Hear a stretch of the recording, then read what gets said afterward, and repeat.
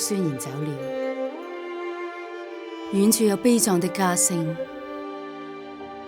夜的黑幕沉重地將來未來。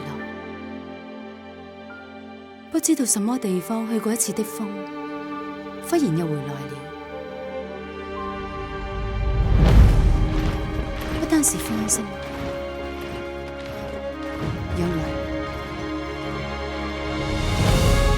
風挾着雷聲，海又動盪。在夜的海上，大風雨來了。呢一次你嘅任務就係救人。劉香仔，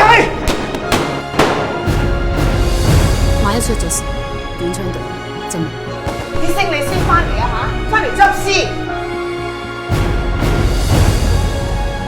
加入短槍隊開始，我就冇諗過有命學班長。